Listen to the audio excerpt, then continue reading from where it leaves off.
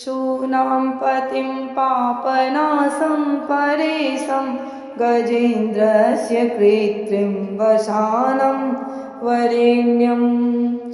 जटाजूटमध्ये स्फुरद्वङ्गवारिं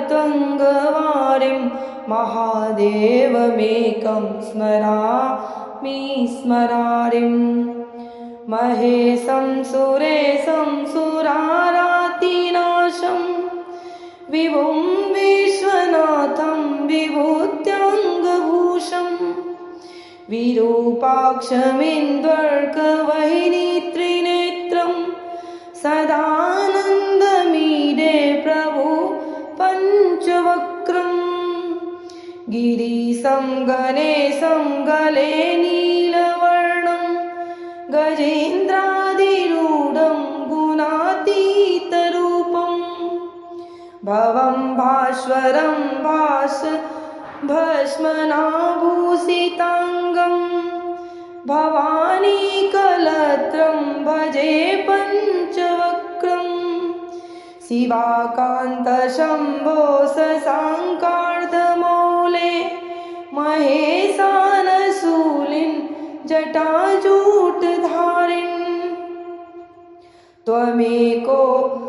त्वमेको जगद्व्यापको विश्वरूपः प्रसीद प्रसीद प्रभु पूर्णरूपं परात्मानमेकं जगद्विजमाद्यं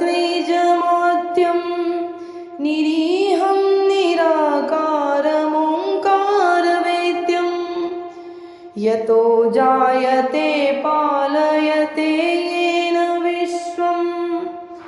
तमीशं भजे लीयते यत्र विश्वं न भूमिर्न चापो न वह्निर्न वायुः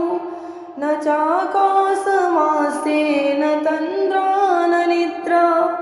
न तोष्णं न शीतं न देशो न वेशो न यस्यास्ति मूर्तिस्त्रिमूर्ति तमीडे अजं शाश्वतं कारणं कारणानां शिवं केवलं भासकं भासकानां तुरीयं तमः पारमत्यन्तहीनं प्रपद्ये परं पावनं द्वैत्यहीनं नमस्ते नमस्ते विभो विश्वमूर्ते नमस्ते नमस्ते चिदानन्दमूर्ते नमस्ते नमस्ते तपोयोगगम्यं नमस्ते नमस्ते श्रुतिज्ञानगम्य प्रभो शूलपाणि विभो विश्वनाथ महादेव शम्भो महेश त्रिनेत्र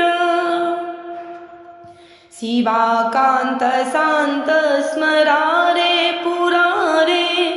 त्वदन्यो वरेण्यो न मान्यो न गण्य शम्भो महेश करुणामय शूलपाणे गौरीपते